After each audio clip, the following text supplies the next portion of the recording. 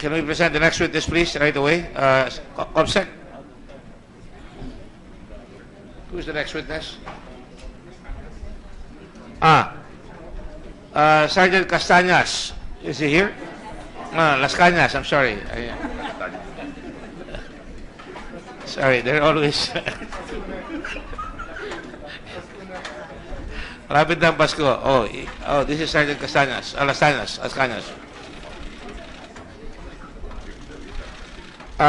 Will you please identify yourself, sir?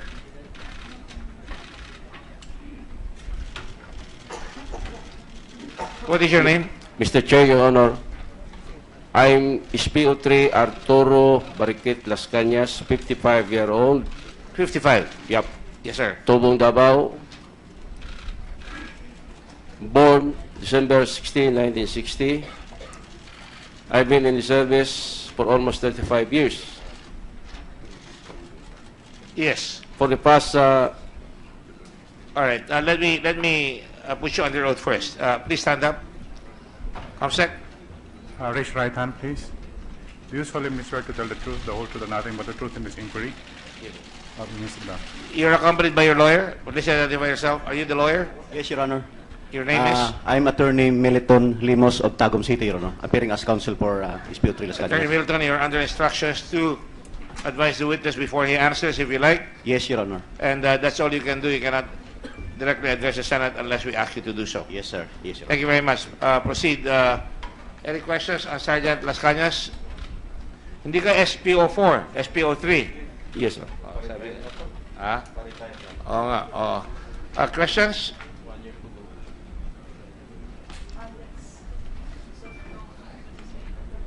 Do you have an opening statement?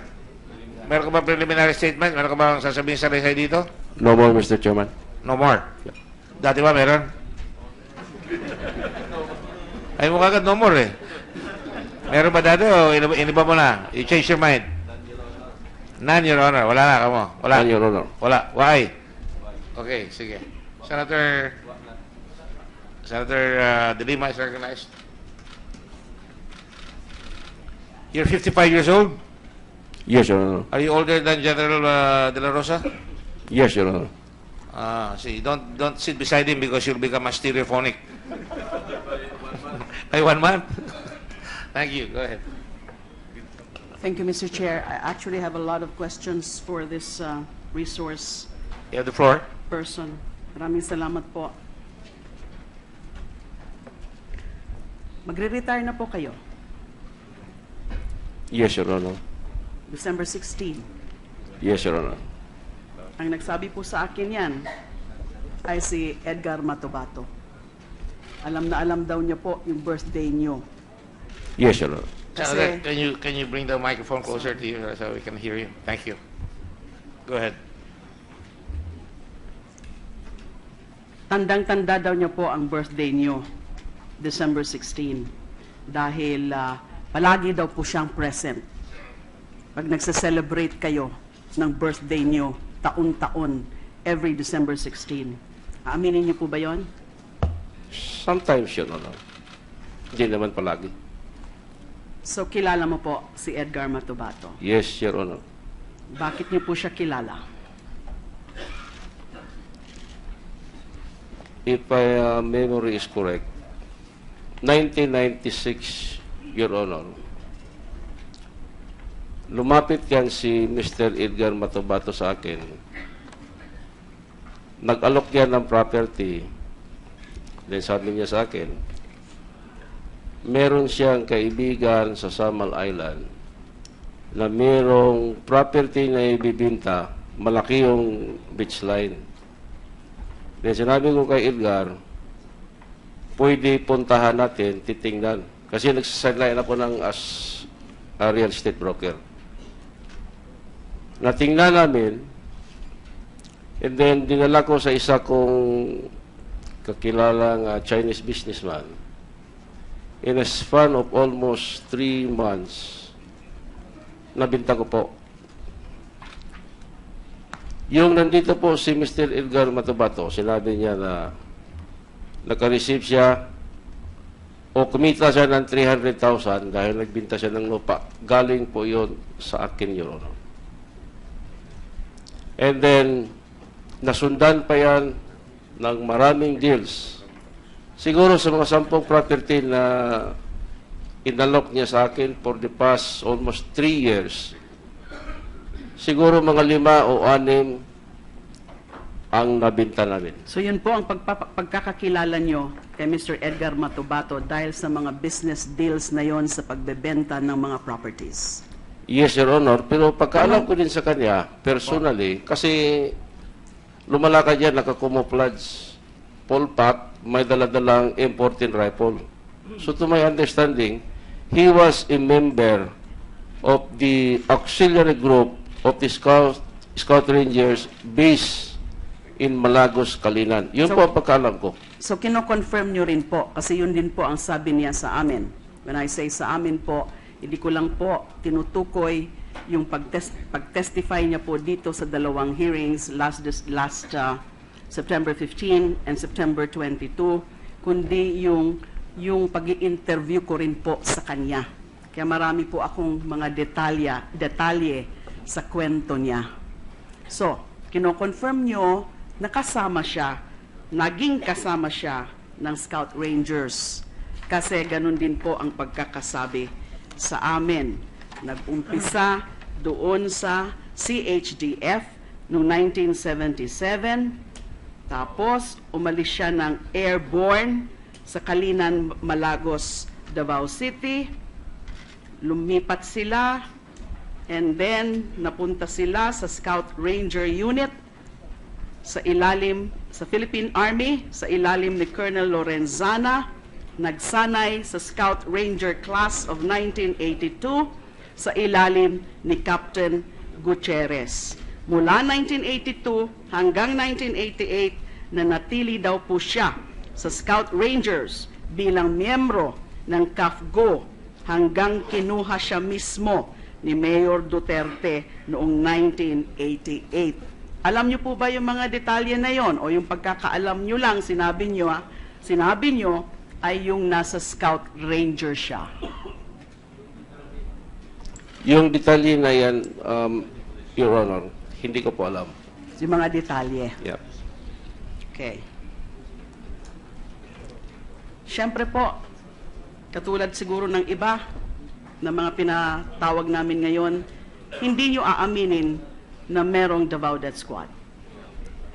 Wala pong Davao Death Squad, Your Honor. Media hype lang yan. Hindi rin nyo po aaminin na merong Lambada Boys. Yun daw po kasi yung pinaka-original na grupo na 7 lang daw po sila. Kasama si Edgar Matubato, Lambada Boys. Narinig nyo ho ba Your ang Honor, Lambada Boys? Narinig nyo syempre DDS, pero sabi nyo media hype. How about Lambada Boys? Have you ever heard? never, Your Honor. Never. Yes, Your Honor.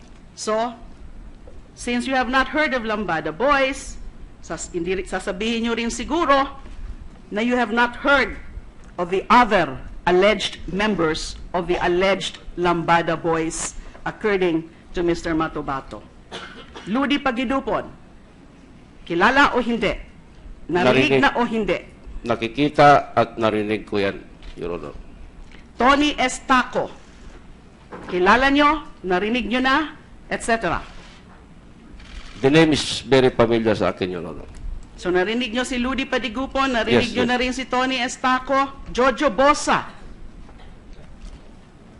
Wala, Your Honor. Di mo po kilala. Hindi po. Romel Capitana. Hindi po. Hindi. Inchik Tan. Hindi po. Boboy Maldito. Familiar sa akin. Pamilya. Ano ho ba yung bangkerohan? Lugar ho ba yan? Grupo? Or what? Have you heard of bangkerohan? Is pangalan po yun, Your Honor, ng public market. Public market. Sabi po ni Mr. Matubato, itong si Tony Estaco, si Jojo Bosa, si Romel Capitana, si Inchik Tan at si Boboy Maldito, mga taga-bangkerohan. Itong si Ludi Pagidupon, sabi nyo, narinig nyo na kung sino si Ludi Pagidupon. Sa pagkakaalam nyo, sino po ba si Ludi Pagidupon? Nakita ko yan, Your Honor, kasi yan si Lodi Pagilupon is, he was yata a cousin of SPO4 Teodoro Pagilupon, pero nag-retire na yan last year. Nag-retire siya as senior inspector, if I'm not mistaken. Kilala niyo ho ba siya personal? Nakita niyo na ho ba siya? Kung kilala personal, hindi. Kung nakita, yes. Nakita niyo na. Yes. Sabi po ni Edgar Matubato, formerly Army Scout Ranger din daw po si Ludi Pagidupon, pero detailed po siya sa Ecoland Terminal. Alam niyo yung Ecoland Terminal? Pagkalam, yes, Your Honor. Pagkalam ko po kay Lodi Pagilupon, he was a member of the RRA, the Rebel Returnees Association. So, rebel returnee po siya, former rebel returnee. Sabi po ni Mr. Matubato, yung mga ilang miyembro ng DDS ay yung mga sinasabing mga rebel returnees. Nung nag-expand daw po yung sinasabi ni Mr. Matubato na una, Lambada Boys, naging DDS, ay meron na rin daw sila ng mga kasamahan ng mga rebel returnees. So sinasabi nyo pala ngayon, si Ludi Pagidupon was also a former rebel returnee. Correct? Yun po, Your Honor, ang pagkalam ko. At sabi pa ni Mr. Matubato, si Ludi Pagidupon daw ang nag-recruit sa kanya para sumama kay Mayor Duterte. Pero si Mayor Duterte ang parang nag-utos kay Pagidupon na kunin siya. Hindi niyo po alam yon. Hindi ko po alam, Your Honor.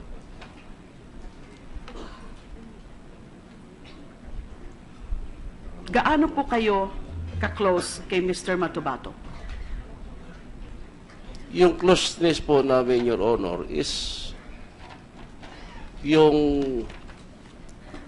na-recommend ko yan way back 1998. That was the first creation of the Island Garden City of Samal.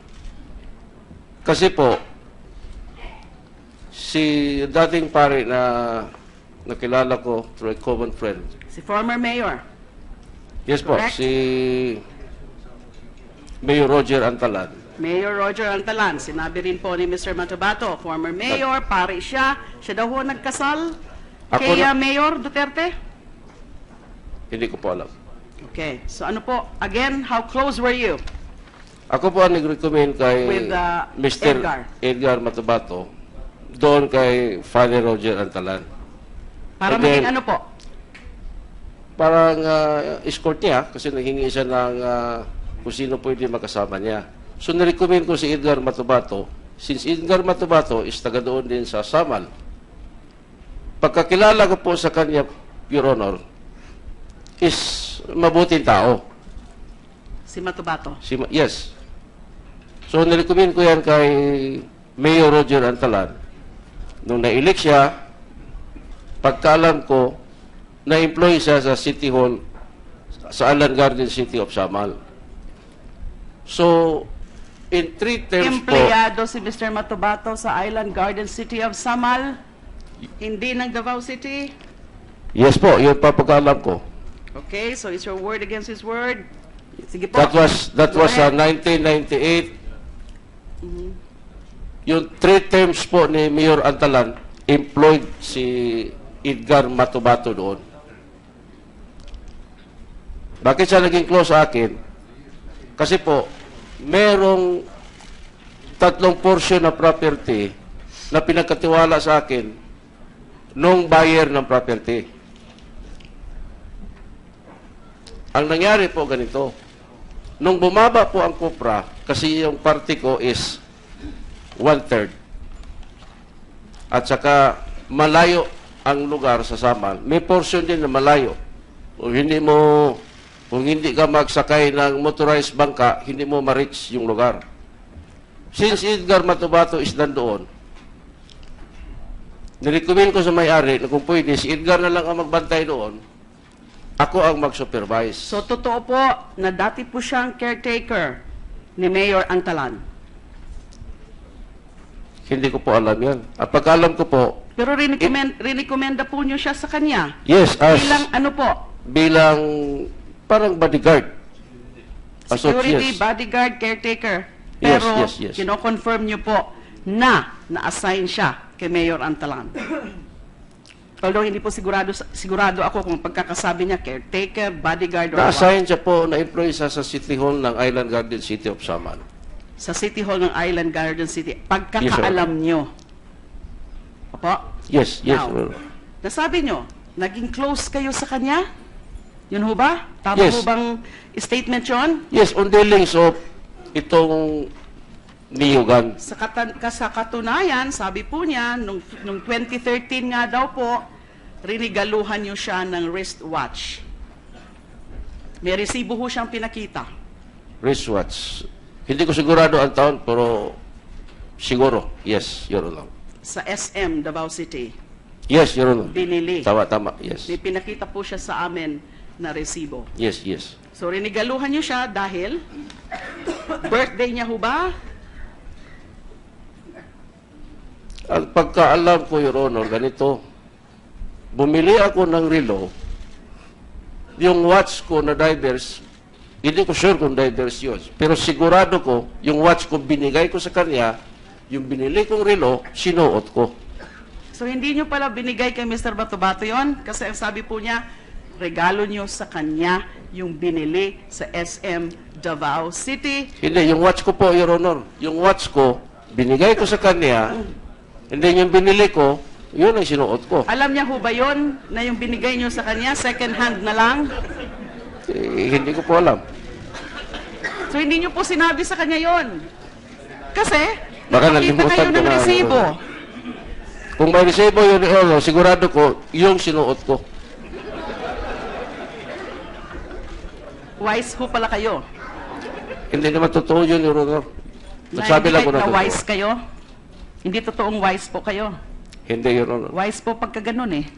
Bibili kayo, kunwari, ireregalo, pero yung luma pala ireregalo nyo. Hindi naman, that's kasi not alam na relevant. naman, dalawa rin suotin ko. Okay. Cute po. Okay. SPO4, Las Cañas. I'm sorry, SPO3 po. SPO3, Arthur Las Cañas. Ano ho ba yung code name ni Mayor Duterte? Codename, ang kadalasan, Your Honor, CM, CM. CM represents, anong ibig sabihin ng CM? City Mayor. City Mayor po. At sigurado ho ba kayo, bakit kailangan nyo pang sabihin ng CM kung city mayor lang pala yun? Hindi, kadalasan, Your Honor, yung mga media, yung mga ano-ano nila. Sabi po ni Mr. Matubato, ang CM is Charlie Mike. Yes, Charlie Mike. So it Sige, is. pero usually, pagkaalam namin, City Mayor. Pero ginagamit nyo rin pala yung Charlie Mike. You just said so. Personally, Your Honor, sa akin, hindi. Mayor Rodi, halos kadalasan ang tawag sa kanya. Yung code name na Hari-Hari, ginagamit nyo rin ho ba yun sa kanya? Hindi po, Your Honor. Sabi po ni Mr. Matubato, dalawa daw po ang maituturing doon sa grupo ninyo na napaka-close kay Mayor Duterte. Dalawa daw po yung sinasabi na second in command or kanang kamay. Kayo daw po, Arthur Las Cañas at si SPO4 Sanson Sunny Benaventura. Kilala niyo po si Benaventura? Yes, Your Honor. Sino po si Benaventura? Driver po ni Mayor Rodi Duterte. So inaamin niyo ho ba na kayo ang pinaka-close, kayong dalawa, kay Mayor Duterte? Your Honor, Na sabi ni Mr. Matubato, ang trato sa inyo ni Mayor Rodi Duterte ay his very own brother. Like his very own brother. Para daw kayong kapatid ni Mayor Duterte. Totoo? Your Honor, excuse me for my word. Hindi po totoo yan. Sinunggaling po si Edgar, Your Honor. Conclusion niyo po yan. Yun po ang sabi niyo. Okay? Kasi Can I pwede, cite pwede rin pong sabihin ni Mr. Matubato na kayo ang sinungaling. So wag na muna ho tayo ano ng mga ganyang statement. Kaya nga po kita tinatanong, inaalam ko po kung alin dun sa mga sinasabi ni Mr. Matubato ang totoo o posibleng totoo at hindi totoo. Hindi po Kaya po totoo. tinatanong ko to. At kayo nga daw po, sa inyo daw po dumadaan yung mga order ni Mayor Duterte sa pagpapapatay ng DDS. Your Honor, Siyempre, hindi nyo hindi po totoo. Hindi po totoo yan, Your Honor. Si Sunny Benaventura, sabi rin po ni Mr. Matubato, ang turing daw po sa kanya, Little Mayor. At si Sunny Benaventura, driver bodyguard ni Mayor mula pa noon, kahit nung fiscal pa lang siya. I'm referring to Mayor, now President Duterte. Tama ho ba? Pagkaalam ko po, driver bodyguard. Pero nung nag-retire na si Sunny, wala na po, Your Honor. So nag-retire na rin po. Yun din po ang sabi ni Mr. Matubato, nag-retire na si Benaventura habang kayo pa-retire pa lang in December 16 of this year. Tama? Yes, Your Honor. Now, sabi rin po ni Mr. Matubato, marami na nag-retire doon sa tinatawag niyang DDS. Pero meron pa rin mga active. Kayo nga po, number 1 na active, dahil kayo po ang palaging tinuturo na yung mga utos daw ni Mayor sa inyo dumadaan. Although meron din daw pagkakataon na naririnig niya mismo yung utos ni Mayor. Kasi madikit o malapit daw po si Mr. Matubato sa inyo, palagi daw po kayong magkakasama. Hindi totoo. Hindi po Sinungaling totoo si yan, Mr. Your Honor. Matubato. Yung iba daw na mga active pa, aside from you, ay si Tony Rivera, kilala niyo po? Yes, Your Honor. Ronald Lau, Yes, Your Honor. and si Police Chief Inspector J.C. Francia. Yes, Your Honor. By the way, SPO3 Las Cañas, saan po kayo naka-assign ngayon? Non-duty status na po ako, Your Honor. Nag-ano po? Non-duty status na po. What is duty status? Non-duty na po, Your Honor. Non-duty status. So saan po kayo pumipirmi? Sa bahay, every morning, jogging. In Davao City. Yes. Si Ronald Lau, kilala nyo? Yes, Your Honor. Si Police Chief Inspector Francia, kilala nyo? Yes, Your Honor. Yes. Dahil kasama rin sila sa heinous crime section. Yes, Your Honor. Like you. Yes, Your Honor. Ilang taon po kayo nasa heinous crime section? Since na-create ang heinous crime year 2001, after it was dissolved in 2010, nandun pa ako, Your Honor. 2001 and dissolved in 2010. Yes, Your Honor. And when you say dissolved in 2010, sino po ang nag-dissolve at bakit dinissolve? Because in my understanding, Your Honor, kami kasi noon yung election. Then, nag-request yata si Speaker Nograles na ma-dissolve yung unit, kaya na-dissolve. So panahon pa po ni former Speaker Nograles. Yes, Your Honor. But he was the speaker, he was a congressman, he was never a mayor. Correct? Yes, Your Honor. So what was the business or the personality of the former Speaker Nograles to cause the dissolution of that heinous crime section na unit ng Davao City Police Office, at kung hindi po ako nagkakamali, sa mga panahon na yan, hindi pa po sila political allies ni Duterte, ni Mayor Duterte. Right? Ano po ba? Bakit nakikialam? Bakit nakialam si former Speaker Nograles dyan sa usapin ng heinous crime section? Your Honor, opinion ko lang yun.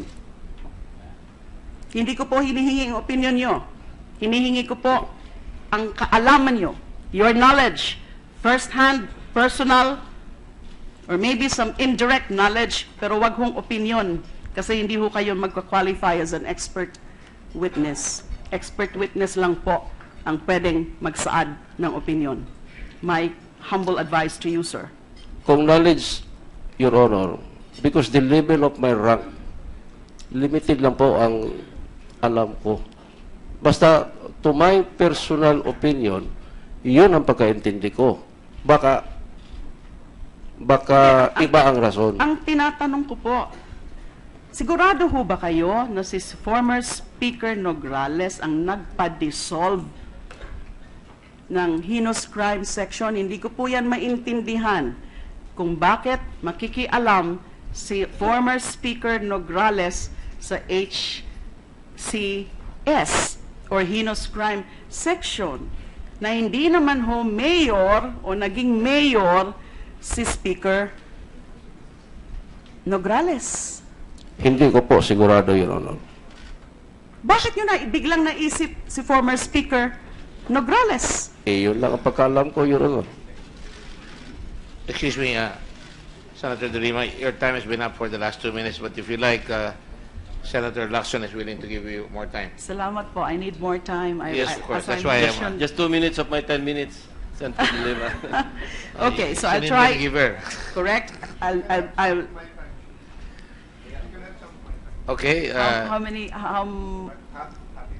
Okay. 5 minutes, 5 minutes. So you have 7 minutes. Secretariat, can you 7 just minutes. remind me, please, if my time would be up Another 7 minutes. based on the donated or inclusive of the What about donated Senator time Trillanes? from the Are two you gentlemen? selfish? You don't want to give time? And if I'm unable to complete my questioning to this resource person, I'll reserve the right to continue with my questioning You have at the 7 minutes. second round. Thank you. No, we have 7 minutes. Go ahead. Now I have 7 minutes. Ang dami ko kasi talaga dapat kayong itatanong po sa inyo kasi kayo po ang paborito na binanggit ni Edgar Matubato. Kaya salamat at inadmit nyo, nakilala nyo at medyo close kayo sa kanya. Sinasabi din po ni Edgar Matubato, kagaya nung sinabi ko, Lambada Boys, DDS, at yung DDS, mga pulis, karamihan, later joined by the rebel returnees. At inadmit nyo nga kanina na si Pagidupon ay isa pa lang, former rebel returnees. Yung mga iba daw na kasama ng mga rebel returnees ay itong mga ito. Si Billy alias Tigolang. Kilala o hindi? Ferdy Pantinuble. Chief na ho ngayon o naging chief ng CSU, Civil Security Unit. Kilala ko po. So is he or was he connected to the Civil Security Unit? Itong former rebel returnee na ito, na si Ferdy Patinuble? Hindi ko po alam kung anong assignment niya. Another rebel returnee, according to Mr. Matubato, nakasama rin daw po ng DDS, allegedly, Jerry Crucio, Kilala ko. now the chief of the Santa Ana Wharf. Hindi ko po alam kung ano yun ang position niya. Another rebel returnee, Andong Paral. Kilala nyo? Kilala ko po. Totoo ho ba na original Sparrow Unit member siya? Yun ang hindi ko alam. Pero assigned po siya ngayon sa public market as an ordinary CSU o Civil Security Unit member. Hindi ko po alam. Pero kilala niya siya Dati Bilang? po, dating rebel returnees po. bilang rebel returnee lang. Yes, Your Honor. Pero hindi niyo alam na dati siyang Sparrow Unit na marami na daw po itong pinatay. Itong si Andong Paral. Hindi ko alam, Your Honor. Hindi ko nga alam na employed siya ng So bakit po Pagpa-public kilala niyo market. itong mga rebel returnees na ito? Inamin niyo po, Jerry Crucio, Pantinuble, Andong Paral, kilala niyo as rebel returnees. As rebel returnees So kung po. kilala niyo as rebel returnees, kilala niyo rin siguro, alam niyo rin po siguro, ano ang ginagawa nila o ginawa nila na konektado sa trabaho niyo bilang member kayo ng heinous crime section. Hindi naman sila konektado sa heinous crime kasi hindi na sila mga pulis.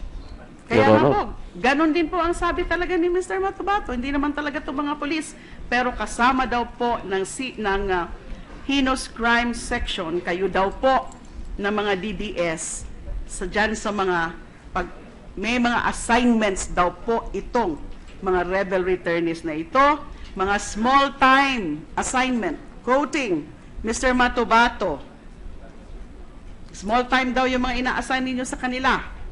Yung mga maliliit lang, mga small time na mga alleged criminal, gang wars, rugby boys, etc. So, Your ang Honor. tanong ko pa rin po, bakit nyo kilala yung mga rebel returnees na yan kung hindi naman sila, sabi nyo, nakasama o kasapi ng heinous crime section? Your Honor, ang kasapi ng heinous crime section, puro lang mga pulis. Kaya nga po, Ang sagot ko po sa tanong ninyo, Opo. na bakit ko sila nakikilala, nung kalakasan po, Your Honor, ng Alsamasa ng Davao, na-expose po itong mga ito. It was during the time, kung hindi po ako nagkamali, during the time of Colonel Calida. Kasi ito mga ito po, ang lumalabas at saka nangahabol po ng mga NPA sa Davao. Yun lang po. Pero kung sabihin niyo po nasa heinous crime, puro pulis po ang nasa heinous crime. Ilan ho kayo sa heinous crime section? Hindi ko po alam yun sa disposition, Your Honor. Siguro mga more or less 50. Hindi ko sure, Your Honor. Sabi rin po ni Mr. Matubato, yun na nga po, una muna Lambada Boys, DDS, mga pulis, tapos meron na rin sumama sa inyo ito mga alleged rebel returnees na ito. Pero ngayon daw po, wala na daw hong mga sibilyan. Kasi si Mr. Matubato, sibilyan din, di ho ba? Hindi po siya pulis. Opo, Your Honor. Okay. Ngayon daw po, wala nang pulis na mga miyembro, ay wala nang hindi pulis na mga miyembro nung sinasabi ni Mr. Matubato na DDS. Wala naman Kasi DDS. lahat daw po policemen. Wala naman DDS, Your Honor. So, heinous crime section, lahat police. Opo, Your Honor. Sabi ko nga ho kanina, palaging kayo po ang tinuturo ni Mr. Matubato. Kayo daw po ang dinadaanan ng mga instruction ni CM dyan sa mga assignments na yan na pagpapatay. At pwede nating i-categorize yung mga pinapatay daw po ninyo bilang mga miyembro ng tinatawag na DDS. Yung mga biktima in general na walang mga pangalan, hindi nila alam, at least sila Mr. Matubato at saka iba pang kasamahan nyo, yung mga pangalan, pero pinapapatay. Tapos, yung isang klase naman po ng mga pinapatay daw po. So, puro po ako dito daw. Kasi hindi po, that's not according to me. That's according to Mr. Matubato. Yung isa pang kategory ng mga pinapatay ay yung mga sinasabing more or less special assignments. Kung nakinig po kayo doon sa kanyang naging testimonya nung 15 tsaka nung 22, may ilan-ilan hong mga kaso ng mga killings na mga pwede nating sabihin na mga special assignments. So, syempre, wala kayong aaminin dyan. Whether doon sa general killings na mga nameless, faceless victims o yung mga meron mga pangalan o kaya at least kilala man lang, kahit hindi pangalan, kundi kilala lang, like for example, an LTO fixer, a DI, etc., etc. Wala po kayong aaminin doon. Hindi naman po totoo yan, Your Honor. Hindi totoo na meron mga patayan sa Davao City. Merong patayan po, pero yung mga pinagsasabi po ni Mr. Edgar Matubato, especially linking my person, wala pong katotohanan yan, Your Honor. Ano sa tingin mong dahilan? Bakit kayo ang palaging tinuturo ni Mr. Matubato? Nakilala pa niya, may mga pinangalanan po siya. At sa tingin ko po, lahat ng mga pinangalanan na yon, kung hindi po ako nagkakamali, ay aaminin na kilala nila si Mr. Matubato. So bakit po? Invento ho ito lahat? Yes, Your Honor. Bakit po? Meron akong i-narrate, Your Honor. Will you allow me? Yes po. Thank you, Your Honor. Although mahaba ho ba yan? Hindi naman, Your Honor. Hindi naman, Your Honor. It's based on documents.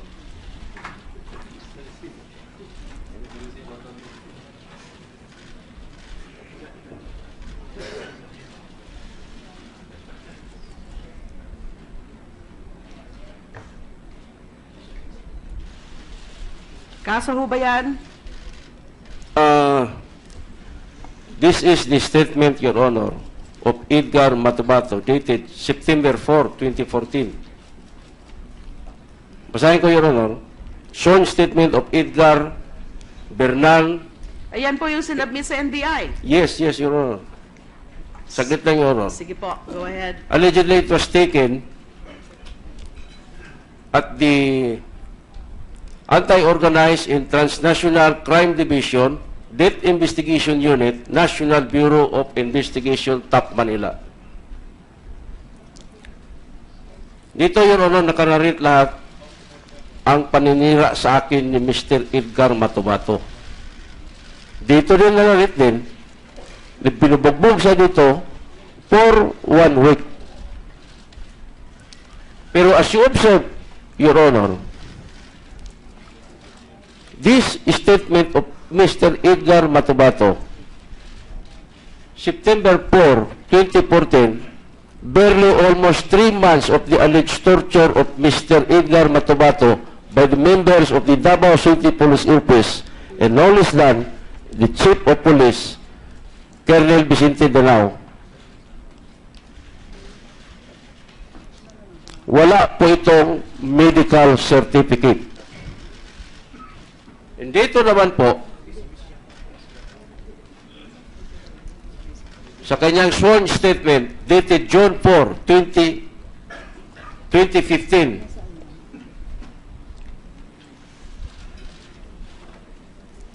Kinasuhan po kayo dyan, di ho ba? excuse me po, Your Honor. Yes, yes. I have to finish po. Opo, pero sandali lang po. Ako po nagtatanong. So it's upon my liberty Sorry po. and it's upon my sense of liberality that I'm Sorry allowing po. you to make a narration. Kinasuhan po kayo dyan sa kaso ng alleged torture. Yes. May I explain, Your Honor? O, sige po, go ahead. Dito po sa kanyang June 4, 2015 sworn statement taken at the Anti-Organized and Transnational Crime Division, Death Investigation Unit, National Bureau of Investigation, TAP Manila, 4th day of June 2015. This sworn statement of alleged torture, it was coupled with a medical certificate. Mr. Chair, Your Honor, based on my experience as an investigator, in cases po of physical injuries or torture,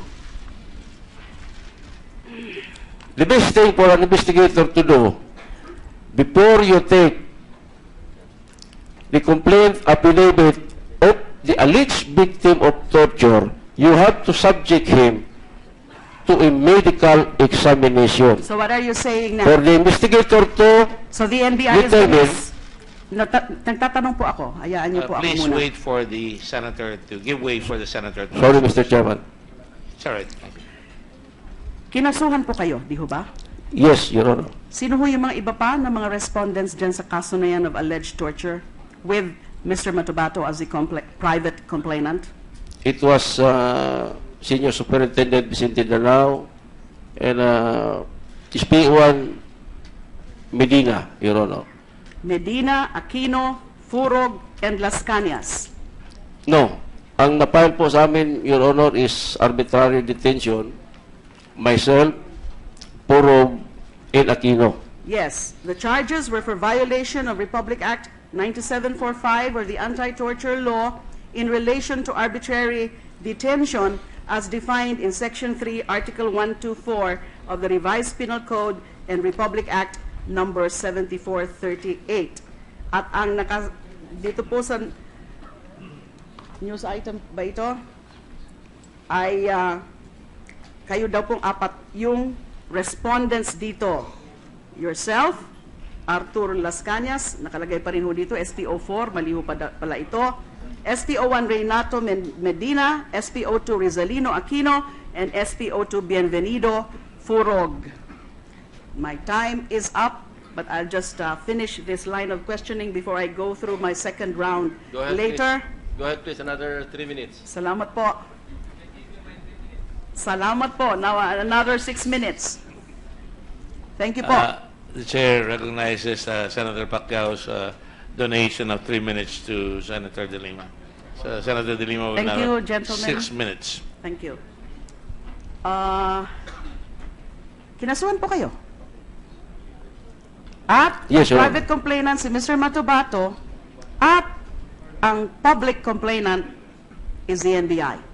Yes, Your Honor. Kasi sila ang nag-imbestiga. Yes, Your Sa Honor. kanila ko po, pinaimbestiga yan.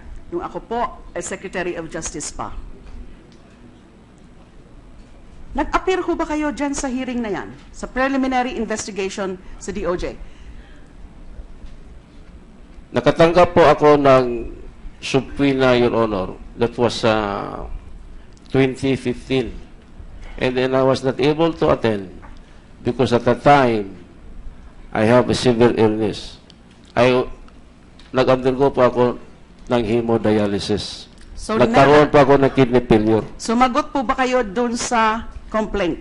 Nag-file ho ba kayo ng counter affidavit? Yes, Your Honor. And in fact, this case was already dismissed by Yes, the I DOJ. know. I'm about to say it also.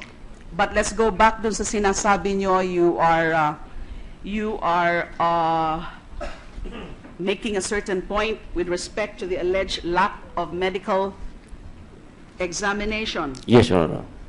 So are you now saying that the NBI was remiss Can I continue my explanation, in Your its Honor? duty because they're supposed to make sure that there is the results of the medical examination? Can I continue my explanation? Go ahead. Your Honor, based on my experience as an investigator, before you take the affidavit complaint of the alleged victim of torture, you have to subject him to a medical examination for you to determine that the injury sustained. We know that. And that is not based only on anyone's experience because that is based on law. Correct? So ang sinasabi niyo po sa amin ngayon, hindi po yan sinunod ng NBI? May I continue my explanation, Your Honor? Go ahead. Because of these documents, the September 4, it was barely almost 3 months from the alleged torture. There was no medical certificate. But the other sworn statement, almost a year of the alleged torture, there was a medical certificate. So, Your Honor, in my humble observation, the probability of this, that this September statement, sworn statement of Mr. Edgar Matubato was taken not in Metro Manila. And therefore, there could be a possibility that there was no torture at all. That is your claim because you are That being is my accused. humble observation, Your Honor. You are being accused by Mr. Matobato na nanguna doon sa pagpa-torture sa kanya, kaya nga po kayo pinakasuhan. Pinaimbestigahan ko sa NBI. Yes, Can we Your Honor. ask at this point, Mr. Chair, any comment from the NBI? Kung ano po ang ibig sabihin ni SPO3 Las Cañas dyan sa requirement about medical examination, was it followed or was it not?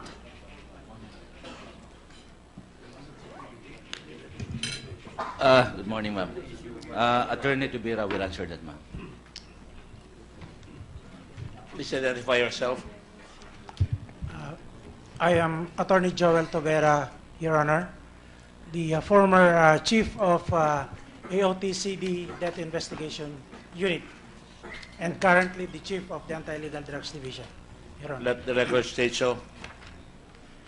Good afternoon, Mr. Chair, and to the honorable members of this chamber. I will belie the allegation or the statement of the resource person that Mr. Matobato gave his statement somewhere else, because Mr. Matobato appeared personally before the NBI on September 4 of 2014. We have records to show. Apart from the statement, we video and photograph the incidents. Moreover, Your Honor, insofar as the medical legal report is concerned, considering that Mr. Matobato claimed that he was tortured sometime of June 2014, part of our report, and may I read, Your Honor, herein complainant submitted himself to the NBI Medical Legal Division, meaning to say, we at the NBI DIU referred him for medical legal examination as a standard operating procedure in cases of this nature. On June 4, 2015, in order to obtain evidence of the physical torture that he was made to undergo under the hands of subjects Danao and Medina, due to Medical Legal Division's lack of proper equipment, meaning the NBI, Your Honor, Matobato was advised by the attending officer to secure a chest X-ray from another medical facility, the result of which will be used by the MLD in coming up with their official medical findings. So that, Your Honor, in the second statement, which was referred by the resource person, there was already a medical legal examination report. Because on June 5, 2015, after having received and examined Matobato's recent chest X-ray, Dr. Evelyn B. Ignacio, Medical Legal Division of the NBI, released an official report indicating that radiologic report of chest on June 23, 2015 gave negative chest findings. However, Dr. Ignacio reported having found a healing wound left buttock, lower medial aspect measures 0.3 times 0.3 centimeter in diameter. That explains the lack of medical legal report in the September 4, 2014 sworn statement of Matobato, Your Honor. But you were able to secure one subsequently.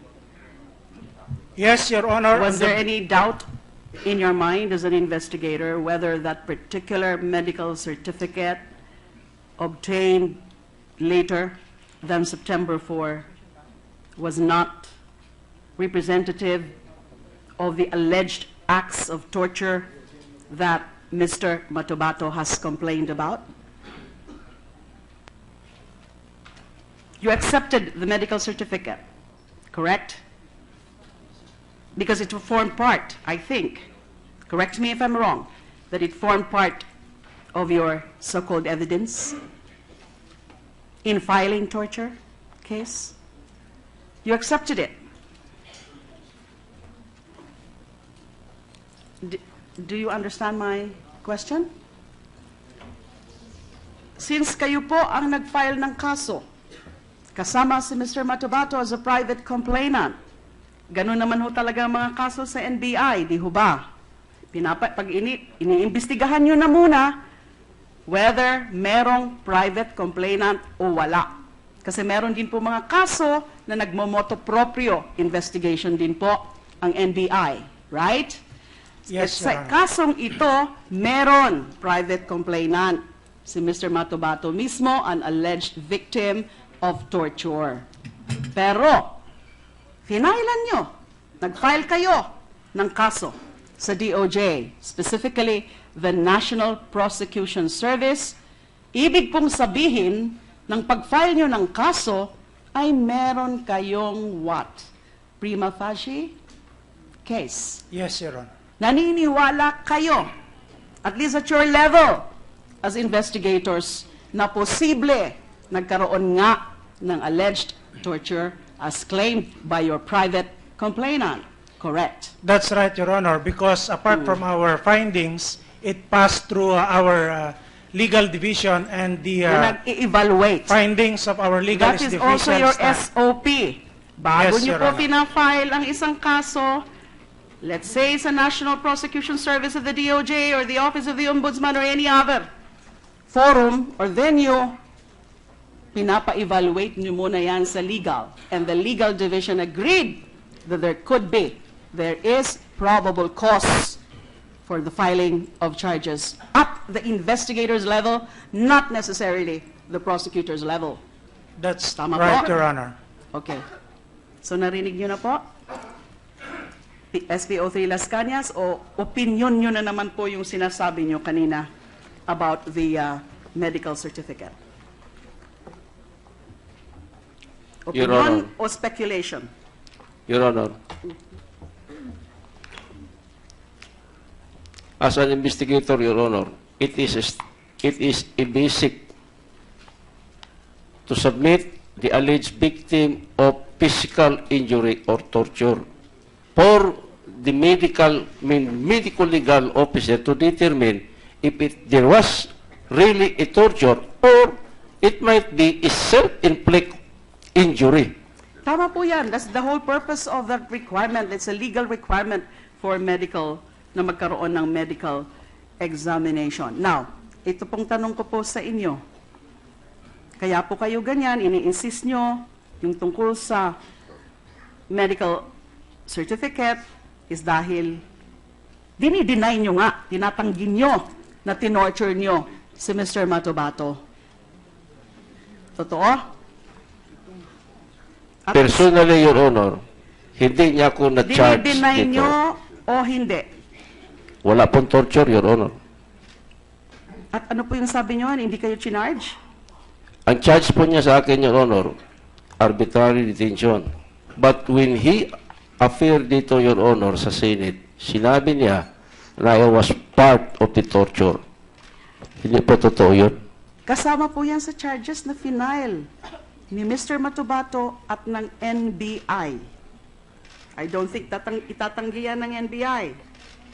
Pakitanggi na lang please kung hindi totoo na yung charges na final nyo against SPO3 Arthur Las Cañas, as well as, can you again correct me if I'm wrong, Ronald Lau, kasama po, kinasuhan, Attorney Tuvera? Your Honor, I will check the records of this case because there were policemen who were not part of the charges. For example, he is claiming that the resource person is claiming that only arbitrary detention was filed against him.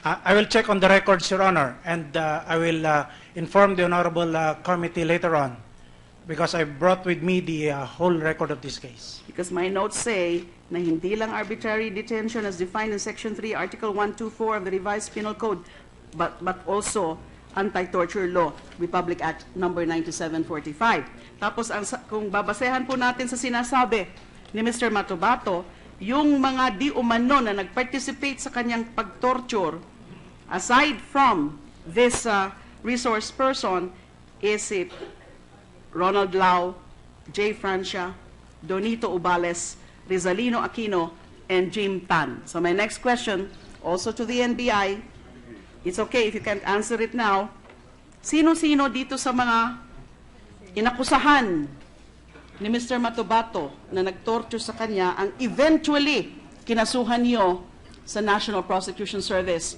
of the DOJ? Our report states, Your Honor, that the following police officers were charged by our Death Investigation Unit. Police Senior Superintendent Vicente Danao, SPO1 Renante B. Medina, SPO2 Rizalino G. Aquino, SPO2 Bienvenido C. Furog, and SPO4 Arthur B. Las Cañas. Nature of cases, Your Honor. For subjects Danao and Medina, violation of RA 9745 or the Anti-Torture Act of 2009. Second case, violation of Section 2 of RA 7438, an act defining certain rights of persons arrested, detained, or under custodial investigation. And C, violation of Article 124 of the Revised Penal Code, meaning arbitrary detention. And for subjects Aquino, Furog, and Las Cañas, violation of Article 124 of the Revised Penal Code as amended, or arbitrary detention, Your Honor.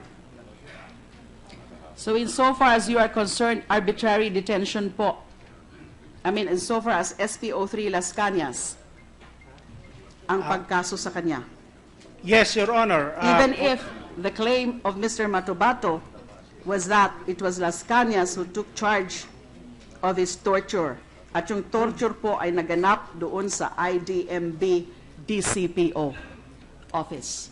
Yes, Your Honor, that was the claim, but after our investigation, we came up with this conclusion upon evaluation also by our legal division, that only Danao and Medina were charged of... Because they're the ones who directly and personally participated in the alleged acts of torture, I guess.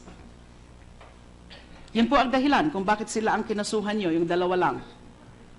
Dalawa lang po ba yun? Dalawa po yung...